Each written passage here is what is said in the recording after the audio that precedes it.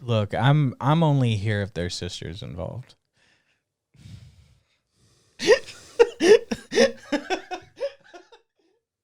I just noticed my camera's not center, but it's all right. This week on ExAnime, episode 81. Yes, welcome. We're going to be talking about our C list of shows. You know why it's called the C list? Because people are cunts. Okay. This week we'll be talking about Danseur, Komi Can't Communicate season 2, which No, it's season 1, part 2. Yeah, but on like my anime list, it's just listed as season 2. Welcome It's to Attack annoying. on Titan, season 4, part 4. Then Ascendance of a Bookworm season 3. I'll Lame. just be talking about that, and then a Lame. couple of Cuckoos. Lame. No. Go to the doghouse. Doghouse is fucking lit. Yeah. Okay, I cried in Dance. Let's get this over with. Fuck you. It's so beautiful. He's like, I'm gonna be a dancer. Man, they really got the dude that plays fucking in Demon Slayer in everything lately. What do you mean? Dude, he's like everywhere. Tanjiro? Yeah. Is this Tanjiro? No, this is oh. Deku. Deku. It's who you're thinking of. Sorry. Yeah, not Tanjiro. I mean, the Well, thing is, like, they got the dude that does Deku and everything as well. Yeah. It's like, I first heard it and I was like, is this Deku? So we have Junpei. Junpei, I think is how they say his name. Junpei. Then you have Miyako, and then Mori, where they also call him Lulu, but his name is Ruo because he changed his name and some shit like that. Mm-hmm. Yo, first of all, listen, I love Oba. Oba's great. She's definitely like prime waifu material. But Chizuru, Chizuru, yeah. Chizuru, man. I'm just saying. I'm not saying I have a type, but holy shit. Is it because unlike Oba, she's extra sassy? Yeah. Yeah. But the thing is, Oba will always be in my heart when she did the whole hand on door for him, like, yes, let's fucking go. Chizuru, though, oh my God, I don't know how to describe it. Listen, there's going to be 20 minutes of me going like, Chizuru. I wish I was married to that woman. She's so, like, she cares. She cares so much. Which Chizuru is better? This one or This the one. one from This one, Rent-A-Girlfriend? this one, 100%. The other one's just a bitch. True. This Chizuru? Oh my God, dude, just take me. Old lady. Old? This woman's like maybe like middle age. Yeah. Oh, well, I mean, that's just what he calls her. She's definitely a MILF. It Oh, is fuck, her I forgot. mother. Yeah, So it is her she's mother. Probably, what, 40-ish? Probably. Well, actually, maybe probably a little older, maybe like 45, maybe 50, because my guess is she probably did professional ballet. Basically, the show is ballet dancing, and Junpei, you get literally in the first like 2 minutes of the show, it's like, my son wants to dance, he can dance. And then it's like, boom, his dad's dead. It's like, what? I thought the smash cut was pretty kind of funny, especially because right before the dad's like a professional stunt coordinator. Yeah, we don't find that out until later. Yeah, which is crazy. Which is cool. That doesn't really happen Dad's a too much. man. At some point, like the dad is like pretty good about that. Like, oh, you can see some of the dedication. Like, you go do you, son. Like, even though it's like, are you sure you don't want to do something manly? And then sees his son's really interested in it and sees that he actually has talent to start off with. Yeah, like, and my one gripe though, even like the sensei who we haven't really like met yet. I'm assuming we'll eventually like meet dad's best friend who is Yeah, I've only seen him passing uncle. It's his uncle. It's his dad's brother. Oh, is it? Yeah. Okay.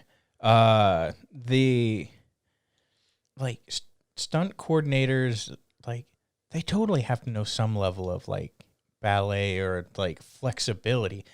So it's just kind of weird that there's meant to be like that aspect where it's like, yo, it's pretty common for like linebackers and stuff to take ballet so they can be more like agile. But you got to think this isn't America, Hollywood. This is like Japan, like, and we're talking Power Rangers, like. Yeah, it just seems like one of those like it's an extra skill in your toolbook. Like, I think they're just really toolbox. The thing this series does well is like, and I noticed this in Welcome to the Ballroom was another anime that's it's not exactly like this, but it's the same thing. Like, kid wants to do ballroom dancing, everyone thinks he's a nerd. And this show does a good job of like, just because you're a guy doesn't mean you have to do super manly things. And man, they make it feel a little too realistic with his friends. Like, his friends are pieces of shit. Yeah, very much fake friends. Fake friends, yeah. They're all fake friends. Like if you're not doing cool things, you're not in the clique, and you gotta hate on other people. Like, they are fucking, dude, they are straight up harassing and like assaulting Louis. Mori. Yeah. Yeah. Louis. Because like there's a point where they're like beating him up. Luau or Yeah, wow. We'll just call him Mori because it's easier. Like, what was it? They were like in the locker room kicking soccer balls at him. First of all, how did he get soccer balls so fast? Second of all, the dude's 2 feet away and you can't kick a soccer ball at someone? You fucking suck. They were in the changing room for the soccer club. Yeah, but I mean, shit.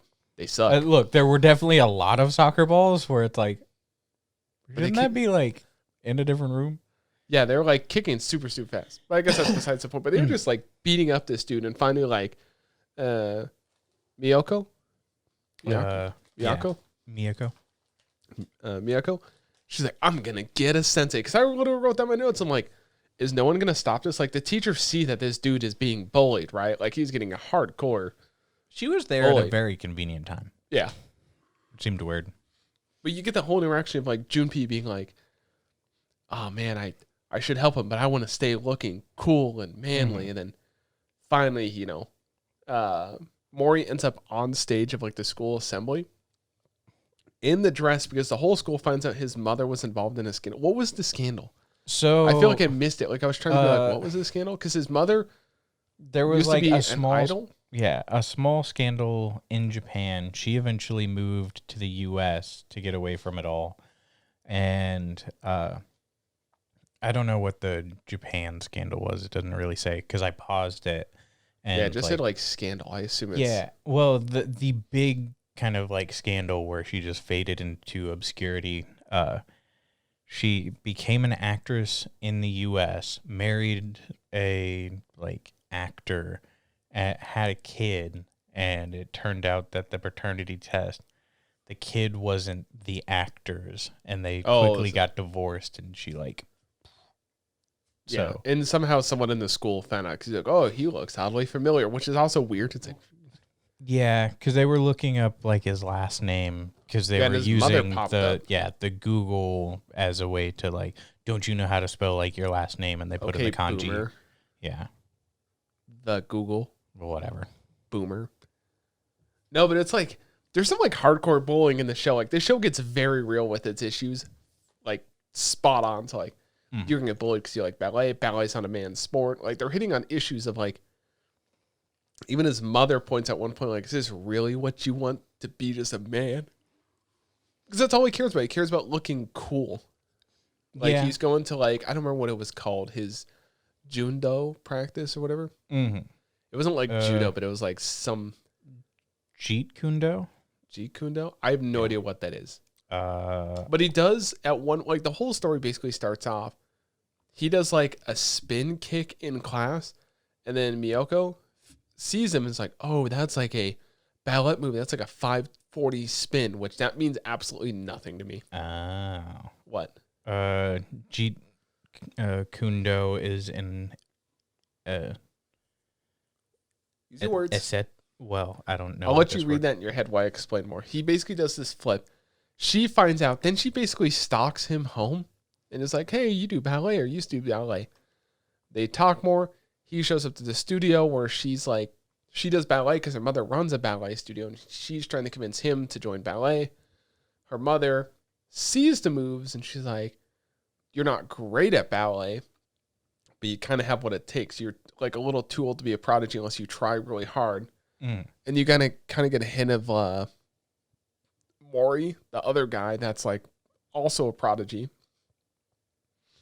And I mean, the story basically takes off from there. Like, you watch Junpei go through the dilemmas of life of like, I want to be cool. I want to have friends because that's like the stress of high school. Like, you want to be cool because you want cool friends. But then when Mori does a performance on stage, because he's basically dressed like his mother the idol way, first of all, the teachers really don't do anything. Yeah, they took a really long time to get there. Yeah. And then the whole like class, Junpei's class pushed him on there. And then he's like, I don't know, like losing it. And then he starts doing the ballet dance. And then luckily, Miyako didn't know she played piano. Starts fucking going banger on the piano. Everyone's like... She was playing piano at the beginning of the first episode. Oh, I guess that's right. I didn't know she was like, you know, fucking Your Lie in April. Like, type shit. And then Junpei basically does cries. Cries. I cry because I'm a little bitch. And then he does the performance in front of his friends. And his friends are like, oh, you're making fun of him. He's like... Then as he's wearing the stocking mask thing, which that was pretty funny, just having the whole thing. He's like, no, I want to do ballet too. I'm going to do ballet. Loses his friends, but actually sticks up for himself. And then Mori's like basically nowhere to be You seen. do see the like shitty thing where it's like Junpei's quitting the group to like do ballet, and then they like boot him from the fucking text chat. It's like, you guys suck. Yeah, it's a very cliquey group. Mm-hmm. I love the show so far. I think it's a very, very good show because we watched the first 3 episodes of it. Yeah. By the way, the thing that eclectic was the word that I was stuck on. Where did you have to Google it? How often do you ever hear eclectic? Right now. Well, yeah. Do you know what it is? Nope. Yeah, exactly. It's deriving ideas or styles from like broad and diverse range. So is it just basically mixed martial arts? Basically, philosophy heavily influenced and adopted by the personal philosophy and experience of Bruce Lee. Oh. Yeah. Oh. I mean, it was pretty cool. The series is very, very good so far because basically Junpei's in love with Miyako, but Miyako's loving Mori. She's shitty, by the way. Oh, our main girl? Yeah, Miyako. Yeah, kind of leading on Junpei to... Yeah, I mean, she like openly admits where it's like, yeah, I just wanted you to be friends with him. And it's like... She like... Yo, Junpei's expecting too much, though. I mean, I could see to a certain degree, of course, they're young, so jumping to conclusions is like real easy for a boy that age. Yeah. But like even at some point where it's like, so if that's the case, if her basically entire goal was less of like, he's really talented, more of you could be friends with like Mori. What was the panty shot thing? Dude, did you purposely do that to entice like him? That was the funniest part because even Giga points out a lot of people are like, yo, the sun blocks it. The light blocks it. Imagine your head blocks it. Because he even points out like, I saw her panties. She did like a 540 kick up in the air, skirt like that, head covering it. I'm like, yeah. Damn, that woman can jump high because Junpei's tall. She jumped over his head, basically. Junpei's kind of short. Oh, is he? Yeah. He's slightly shorter than she is because she pointed that out. I gotta point something out too. Giga did mention it, how his neck is long. Man, people got some fucking long necks in this show. Yes, it's just part of the style. Like you give Code Geass shit for their like long legs. Here's my gigantic legs as I sit down. Yeah, it's just the style, but. Yeah, I don't know. It seemed kind of like shitty. There was a good joke there where he's like, it's like, I saw her panties and I just followed her home. And it was like, all right, well, that was a good joke. But then once you like get to that scene where even he's like realizing where it's like, you don't seem to actually like care that I was doing a good job, and he like fucks off and doesn't talk to her, which then she's like giving the cold shoulder and it's like, you did this. So, I don't know. I think they're all to blame. It's very much, maybe our new Chizuru, our new waifu will pull them together and do something. You know who else pulls people together? Komi. She can't pull shit together. She Listen, can't talk. I gotta say, they did part 2 and they're immediately like, oh, should we just flex our animation budget? Sure. Mega flex. It's like, oh, here's all the animation in the window again so you can see what happened last time. Oh, you want a whole like... Hang on, I gotta pull it up here. I do like Najimi's like outer monologue. Oh yeah, in the hallway where it's like, Komi, you can't do this, and it's like, well, you're supposed to be the narrator now, but then it cuts over to them where it's like, what are you doing? It's like, nothing. No, beginning of the episode when Tondo is standing there like taking off his shoes and Najime walks. Najime does something to someone like, no, Komi's taking off her shoes. Najime walks up, does the cold hand thing to Komi. She's like, oh. And then Tondo's taking off shoes. She's like, I'll do it too. He goes like, oh. And she's like, nope, it definitely wasn't me. Nope, definitely. It's like, so fucking cute, just. It's like. She hit her head earlier. Oh, yeah. When she fell out of bed, she's immediately like, I was like, God damn it, Komi. No, what? I'm trying to figure out what I wrote when they flex their. Why can't I find the thing? What? Here, Phil. What? In that episode, we do meet an individual where it was like, I don't think we met that person before. And then they do a flashback and the guy's like absolutely fucking jacked. He's like socially awkward too, but everyone just mistakes it as him being like mean. And it's like really, really good.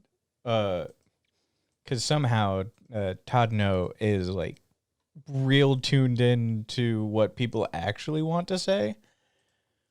And it's the wrong episode. Sorry, I was trying to pull what the actual flexing. No, the Makoto. Yeah. I love how like his face is so small. His head is so big, but his face is so small. Like, why is his face like this? Because dude walks in looking like a badass. He's like, I'll just stand in the back of the class because I forgot to ask where my seat was. And everyone's like, he's a delinquent that wants to stand in the back of the class because he doesn't care. Walks in, hits his knee on the door, and he's like, shaking it because hurt. It's like, he kicked the door on purpose. Like, the whole Komi, everything is just like, let's take it up a notch. Komi's interaction with him. Oh, They're like staring off. He wants to kill me. He wants to kill me. It's like Tondo over there, real MVP, like, hey, how's it going? Want me to show you around? He's like, dude, pretty cool of you. So nice. Yeah. You get a lot happened in the first episode. Because you get return from like winter break. You get introduced to the big buff dude. They go and have the worst study session ever that ends up playing video games. Najime literally is like, let's go study at her house. Komi's coming over to my house. Who invited you? Because what's her name still shows up every time. She's not even on this list. Good. It's that one chick that's like super in love with Komi, the one that kidnapped Tondo and almost murdered him over Komi. Yeah. She invites herself because Omaharu, which surprisingly she's on this list. Ren. And she's in Ren. Mm-hmm. It's like, who invited you? Okay. Najimi immediately walks in the room. I'm just going to go sleep and snore. He like just crawls in. It's like, okay, well, thanks. But the whole, like, this is just Komi flexing their budget and how good the story's written. Okay, we're going to argue over who loves Komi more. Let's, like, highly animate this. Cut, like, different scene. Yelling at each other like, Komi loves me. I appreciate something about that scene. Because eventually they get into a Pokemon reference with, like, it was, like, super effective. Like, the bottom. Oh, yeah, when it's, like... And it's the same studio that does Pokemon. Oh, it's like, it? You guys are super familiar with this part. Like, don't worry. You guys got it. You guys got it. Like... Miko used a girly attack. Oh, it's super ineffective because Komi doesn't care. And then Komi's like, I care about both of you. And then they just die. It's like, oh, well, we can't argue. And, you know, the moment video games was like, we gonna settle this over a video game. And Najimi's like, ha-ha! Did you notice the Kaguya reference? Today's battle won Komi. Oh, yeah. And I was like, damn, they fit like 30 references in this. Like, I had a list, but I was just trying to type so fast because there were so many references. Mm-hmm. But literally, like, even on her wall, she had like movie posters up. I was like, holy shit, that's like, I see Gundam up there. I see Tengen Toppa Gurren Lagann up there. I see Akira up there. Now they changed the name, and I was like, the show is just like, let's just throw references everywhere. We have my anime list up. I never looked at the themes of this show before. Themes: school, romantic subtext. Romantic subtext. Yeah. We didn't even get to part 3 of this episode yet. The whole eraser scene. Oh, that was When adorable. when At the very end. Komi drops a pencil, too afraid to like make a scene in the class, goes to use her other pencil, lead falls out. I hate that. I fucking hate that. Well, she's not using like she's the only one that uses a regular pencil. Even the teacher points out like, "Well, Komi, you're the only one that uses a regular pencil anymore." And luckily, Tondo's over there being the real MVP. Like, whoops! Hey, teach, drop my pencil. Mm-hmm. Then she picks it up, gives Komi hers back. Then he doesn't have his eraser, and Komi, the real MVP, again like tears her eraser, drops it. Then he drops his. Like, teacher, I dropped it again. I'm sorry. Well, I mean, he didn't drop his. He just like. Well, he said, yeah.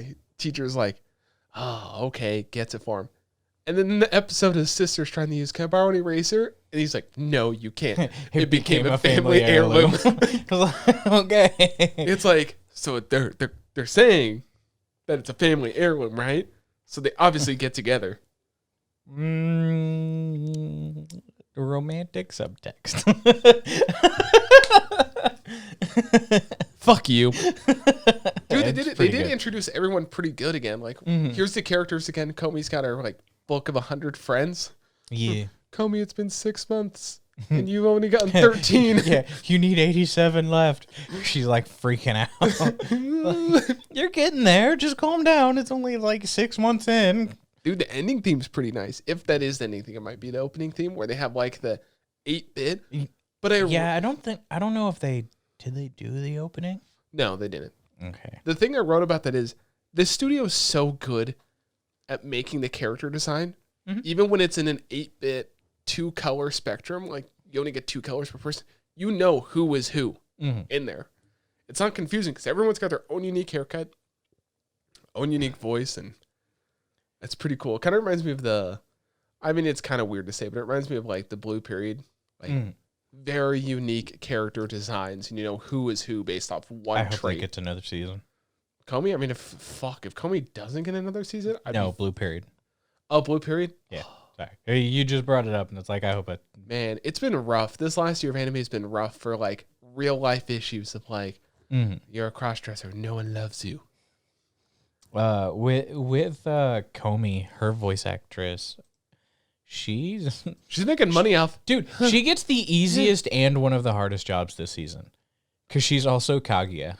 Oh shit! Yeah, so she used all of her voice for Kaguya, so she can't. Holy shit! She was Mona from My Senpai is Annoying, which also said like maybe 2 words that entire show on there. God, she really does have an easy lineup. Well, mine is Kaguya. Kaguya, she's yelling a whole bunch. Yeah. Wait, is this the same studio that does Kaguya? No. No? OLM does Pokemon, and this Kaguya is A1, which is like 86. And studios that brought you Pokemon, Odd Taxi, Komi Can't Communicate, and Berserk. Yeah. What the fuck? They've done. Oh shit! They have Summertime Render. That's also on. God, they've done every single fucking Pokemon thing imaginable. That one's on Disney. So Restaurant in Other Worlds. Yeah. Sorry, I'm seeing all the other things that they've done, and I'm like, I didn't know that. Gunsmith Cat. All right. That's about it for Komi. But have you ever? Maybe she's a bookworm. I haven't seen this show. Fuck off. It's okay. It's 3 seasons in, and you haven't seen it? No. Summarize season 1 and 2 for me in 20 words or less.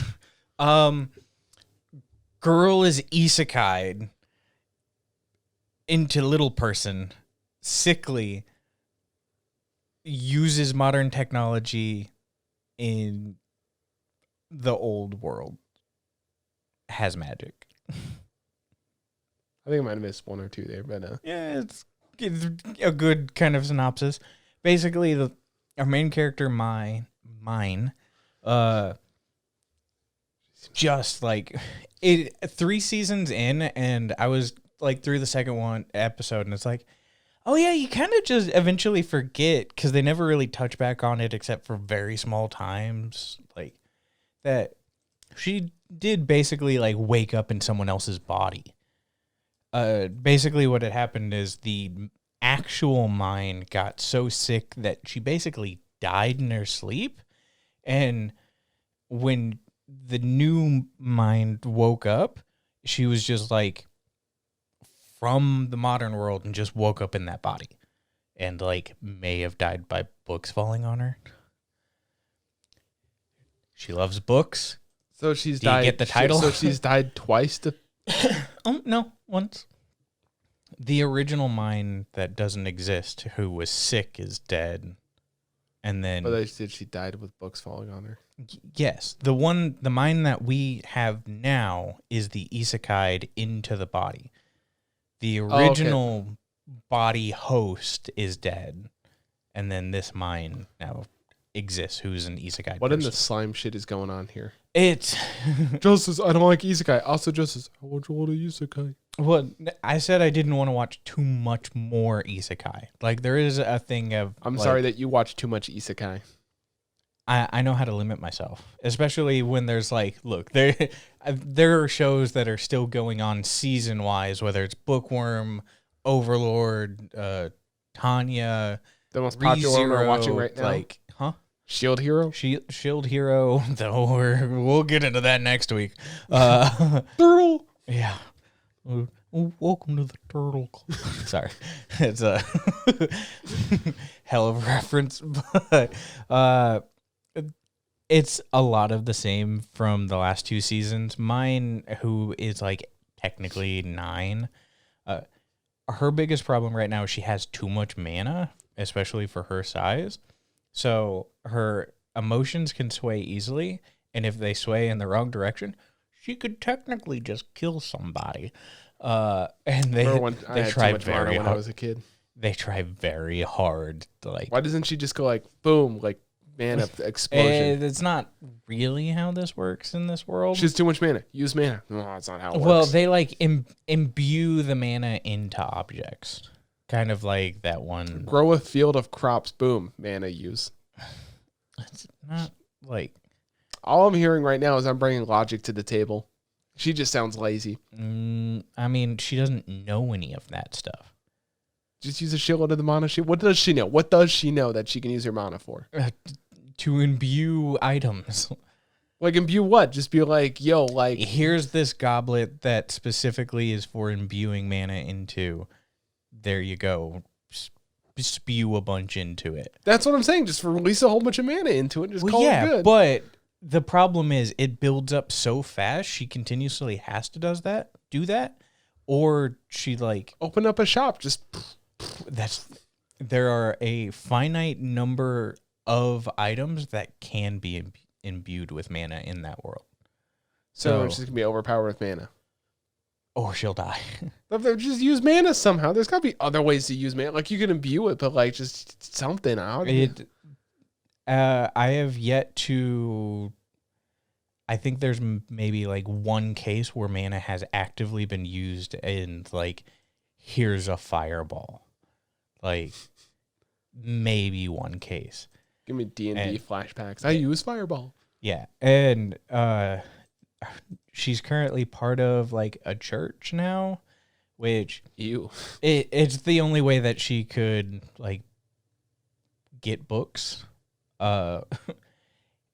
It's far enough back where like the printing press and things like that. I mean, that makes sense. Existed. Churches have always had like the books. Mm-hmm. The book. And, you know, she's a bookworm, really loves books, gets reincarnated into a world that, like, literally has books that only the most wealthy could have. So she's, like, inventing stuff. Like, she invented shampoo and created her own ink and stuff. This is turning into, like... be able to make her own books. This is turning, like, the assassin is aristocrat or whatever. Where it's like, I have all this technology. I'm going to develop beauty products. Yeah, I mean, for the most part, it kind of is. The character Benno is a shop merchant that she literally like works with to, here's this thing I made, sell the product. Man, that sounds like Konosuba. When Cosma is like, yo, here's like a dreidel. Like, oh shit, a dreidel? Let's fucking go. Yeah, this is based on a light novel. I forget how old the light novel is. I feel like if you got into another world, you should just invent the gun. I mean, she's definitely like against that though. So what is she teaching him to make? What is she showing him to make? So the things that she's taught and sold, it's a couple of food recipes. Here's how you make curry. No, it's a lot of it's some of like the sweets and stuff, because basically slop was, and like here's a fish, it's cooked, and it's like, y'all ever had cookies? Y'all ever have butter? Yeah. Oh, butter would be. Did she teach him how to make toast? What if you No. bake the bread again? No. Dude. Shampoo, she's basically created her own books, sold the rights to mass manufacture like paper with like She knows how to make paper? I mean, paper's not difficult to make. I don't know how paper is normally made. You literally like shred up wood and then sift through in water as the layers like stick together. I don't know as how. it dries. No, I mean I know that part, like or old fashioned like paper, but how did they make like mass manufacture? They just do it in like big sheets at once, like yeah, and then it just gets cut. That'd be a useful tool. Mm-hmm. And she's basically created her own ink, which right now in the most recent, because the ink that's there is basically from like squids and stuff. And it's like, there are plant-based inks and things like that you can definitely use. The biggest thing right now is the Ink Guild. Literally, like... Ink Guild, like... it's one of those, like, we have the monopoly on ink kind of groups. And she creates a different variation of ink, which doesn't have to adhere by their rules because it's not the same. And... she basically has to, for the last 2 episodes, hide at the church because they're like, they make a contract with her to sell and like do things kosher. And then behind the scenes, it's like, we might also just try to kill her because she keeps coming up with stuff. All I'm getting from this show is girl has too much mana, needs to release it. Typical of teenagers. And then she's 9. Typical of people reincarnated as I don't know. Currently, she is being set up to be adopted by a noble, and her parents are kind of have no choice but to be okay with it. I've heard this before. The aristocrat is an assassin, or the assassin was a man. This came out before that. No, I'm just saying the lead up to it on there. Listen, this girl makes products. People don't like products. She's got too much mana. That seems to be the plot of the show. For the most part, it's like kind of a slice of life. I say kind of. It is a slice of life. It's part of the theme. It's a good show. Like the current thing that even while she's there at the church, which she's like a blue robe, which is kind of higher than some of the other ones, youngest person to do it, just because she has so much mana that the head priest has to like watch over her, which is Ferdinand. They're going real German on that, aren't they? Yeah. Which I... Wait, is he also a blue robe? They got a picture of him in blue. So is blue robe like top tier? Yeah. And he's the head priest. So they just made her a blue robe without... She has too much mana. So basically it's the blue robes are kind of like... They have more mana as well. They did a cool thing, because you haven't seen the show. I'll explain this, and then we can probably just move on to a couple of cuckoos. Couple of cuckoos? Yeah, cuckoos, whatever. The Ferdinand, you don't actually meet in season 1, but he does the narration, because it turns out the entire first season is him going through her memories while she's laying there. Because, of course, like, at some point... That's not creepy as fuck. No, I mean, at some point, there's that level of, like... Did she consent? No. It's kind of creepy. But at the end of it, she's like, it makes sense. Because, look, she's super sickly, has too much mana. Which, by the way, that's a big key factor. If she walks too far, she'll just, like, collapse. She's super, like, sickly. So, like, if she's, she has to do this thing. Fuck. Yeah. So just mana her legs. Well, that's not how this works. Fucking, that's just not how it works. I'm gonna watch the show and prove you wrong. No, man. Just fucking imbue the power in your legs. Like, mana's used for like contracts and like, here's a wall where people can't listen in. Contract these like legs to move further. No, that's just not how it works. But the wall can't listen to you. You know, at some point it's like, all right, there's too much like weird stuff. You are almost always consistently at a point of like dying. For a 8-9-year-old, when you woke up after being sick this one specific time, you're making things that literally sell well enough and are changing the like environment around you. Basically, like here's plant-based paper where it's like that's plant-based and like, oh, this like monster that grows a bunch of roots if you imbue the mana into it, which is one of the outlets that she occasionally can use. She's like too smart for an 8-year-old, especially in what would probably be the 17th century. So he's like knockout and then burn her at the stake, going through the memories. And eventually in season 2, you get to the point where she's like, gets put to sleep, and you're like, oh, so basically like all of season 1 was theoretically a recap leading to where we were in season 2. History. But the way it's done, it makes like a lot of sense, and it's a good way to not have to recap anything because like it's already been told as a regular story to begin with, and it's why he's the narrator. It was a good way to like do things. Are you sure that was a good way? Like, seems like he'd be almost in the doghouse. Yeah, whatever. Like a boy and a couple of cuckoos, or cockatoos, as Justus would say. To be fair, I've never said that. Yeah, yep, you just said it. Don't listen to yourself. Nope. Listen. Okay. Do you like Domestic Girlfriend, Justus? Yeah, I like Domestic Girlfriend. Degenerate. Okay. And do you like Nisekoi? I've never seen Nisekoi. Do you like Nisekoi? I do like Nisekoi a lot. You fucking degenerate. Wow. Nisekoi is way higher on my anime list than your degenerate domestic. Actually, that's probably not true. There's a lot of degenerates out there. You looked it up. So, couple of cuckoos. Long story short, babies switched at birth. I don't know how. They're literally different sexes. They're different sexes. They look different, and they were placed different. You would think in the Japanese hospital system, they tried to make it seem like, oh, who was who? We'll just grab this random baby. Like, first of all, you had an ultrasound, so you know what you were going to have beforehand. And then you still have a random baby. You're like, you're supposed to have a boy. Oh, it's a girl. It's like, you would know. Yeah. Like, they've already established that, like, this is a modern Japan on there. So we have our main boy, Nagi. And then we have our main girl, which is Erika. Nagi was supposed to be born to the rich family, but was given to the poor family of delinquents, which I think they're cool. I think the parents are cool, like, especially when they talk shit that once. He's like, you want to fucking go, you bitch. Like, which, by the way, is just a flashback. Yeah, it's just, yeah.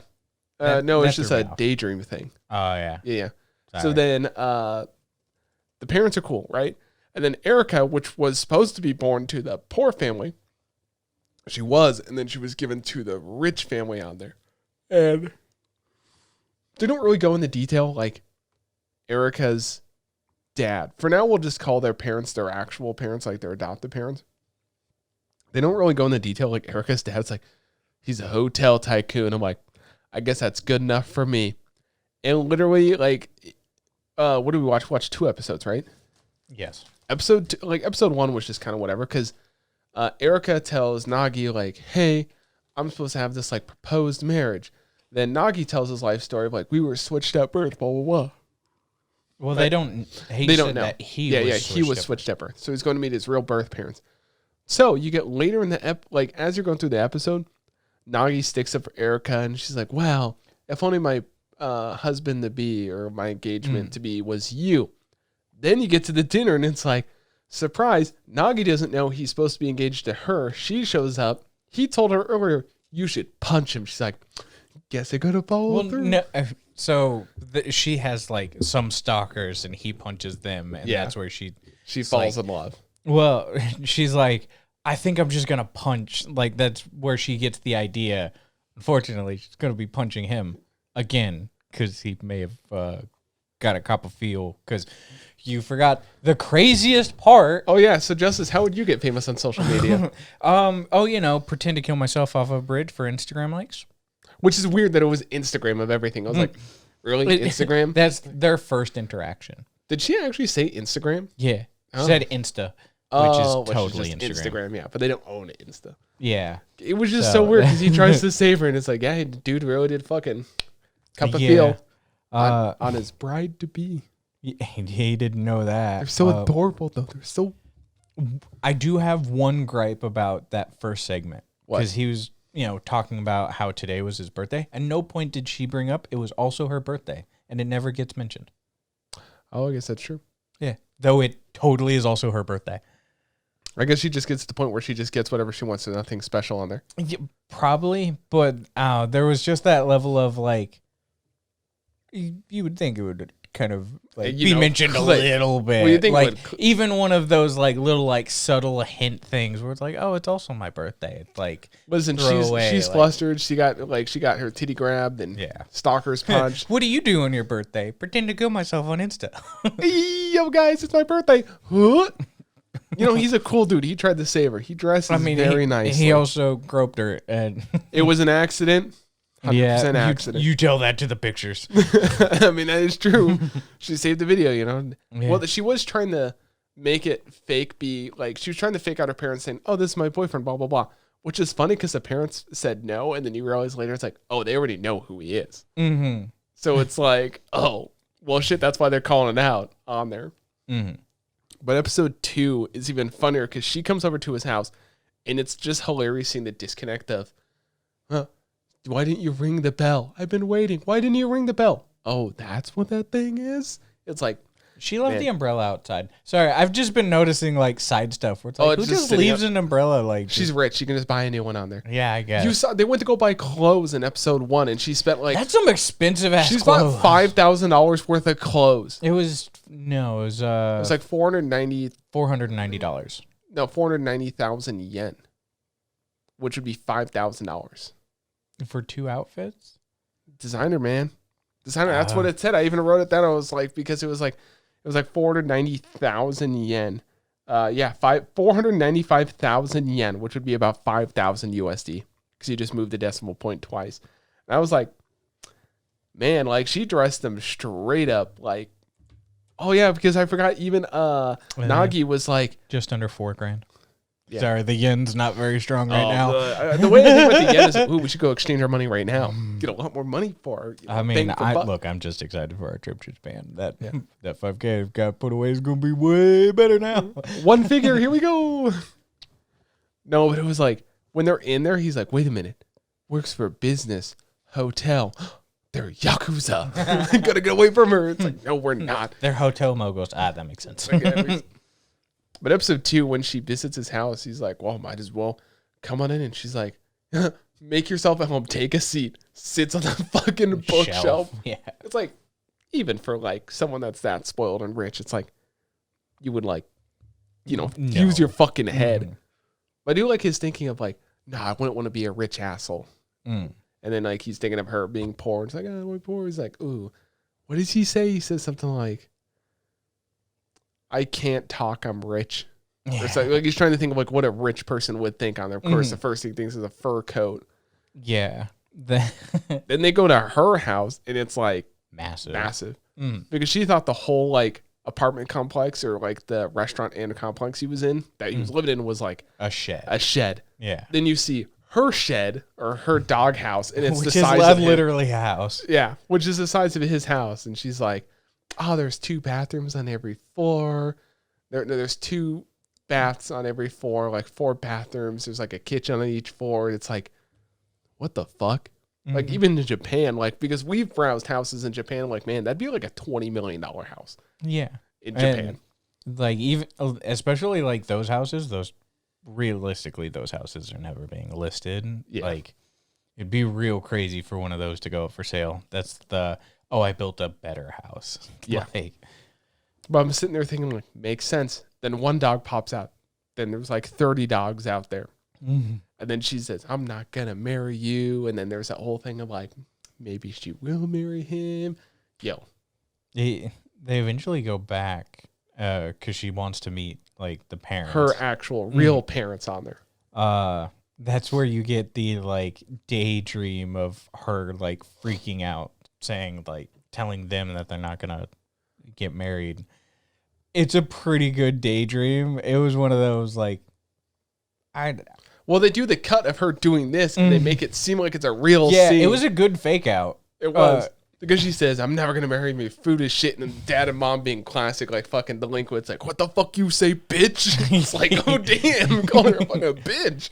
Yeah, I mean, even within that, like, the whole daydream sequence where it's like, they really are, like, family, that you could be switched at birth, but there's some stuff you just inherit, because that attitude that was like, definitely from the mother. Yeah. And God, it was so sad when they bring over the food. What was it? It was the ginger pork. Yeah, ginger pork. It's like, oh, try this. Here's a soda. Here's your chopsticks. We have not spoken about a character real quick because she is in the background. Sachi. Yeah, Sachi. Yo, his sister totally wants to fucking bang him. Kind of. It is 100%. No, because she's sitting there reading the book. Like, wait a minute. She like earlier, she's like, I like you, brother. I love you, blah, blah, blah. And then she's like flipping through a book. It's like, but he's not actually my brother. It's like, so hold up. Yeah. Hold up. Look, there is the slight, like, is she reading DG? Because, like, Alabama, yo, dude. if that, like, panel was, it's not like we're blood related or anything, it'd be like, maybe this is a little too on the nose. But there was a little bit of, like, a wholesome thing, because... Holes are getting filled at some point in the story. Because she was getting filled.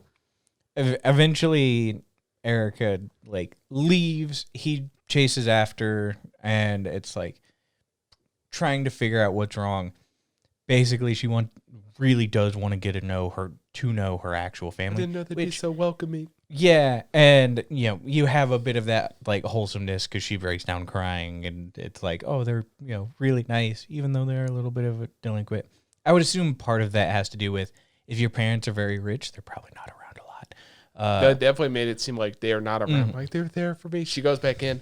Mom hugs her. I'm over here like, don't fucking cry, you little bitch. Don't fucking cry. And Sachi, at the very end of it, right when they go to leave, you cut over to her. She's like, she's cleaning Erica's up chopsticks. Yeah, it was like, so this is my sister, and she like puts it in the family use only. I'm like, let's fucking go. Which like earlier, she's like, I don't care about my sister. Like, you're my family. And but now she actually cares.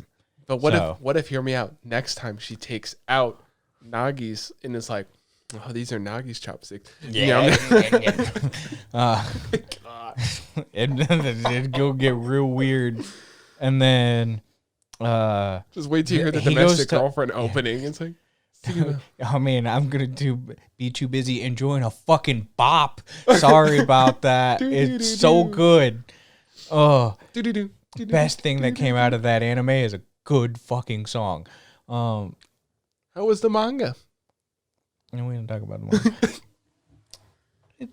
Sorry, we'll get back on subject. Chef Boy doesn't matter. Yeah, no, that bitch doesn't. We forgot the main love interest though. Is Nagi loves Hiro, which is the top student in the class. He's like, I'm gonna beat you in exam. She's like, who are you? All right, yeah, and it's like you get the flashback. It's like, oh, I like someone who's smarter than me. And that's his entire goal, which is part of it. There was a fucking love square going on. Or sorry, love cross triangle, whatever you want to call it. Diamond. Yeah. Literally. Well, the thing is, Sachi definitely loves her brother now. In a very Alabama way. Don't you fucking deny it. She loves him. And then Erica is starting to fall for Nagi. Nagi's kind of falling for Erica. But he really loves Hiro. Now, what if Hiro loves Sachi? Maybe she's a lesbian. Maybe we'll get some Adachi and Shimamura stuff. Look, purple hair, blonde hair. That was such an adorable series.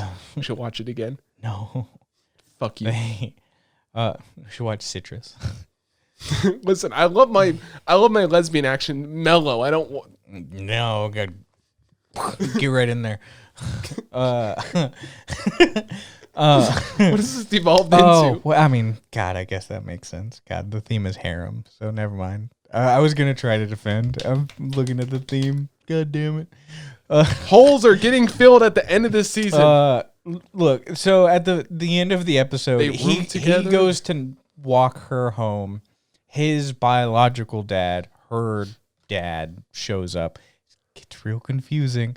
And I bought you to a house. yeah, he's, it's basically like, oh, they don't want to get married. And the dad is smart. And he's like, yeah, I know. Not yet.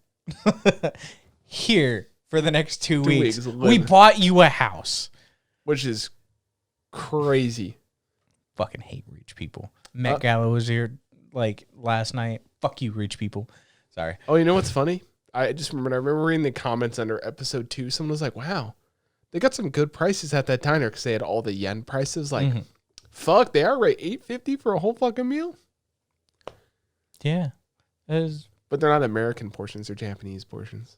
How did you see the size of that ginger pork? But that's because it's their daughter, Yeah, whatever. There's a meal for you. There was a full fish. There's always a meal for you here. And I was like, don't fucking cry. Yeah. By the way, they did point out that, like, not only did they just get a house randomly bought for them that they're going to stay for the next 2 weeks, which I'm assuming will eventually encompass more than just the 2 weeks. They'll probably just live there permanently.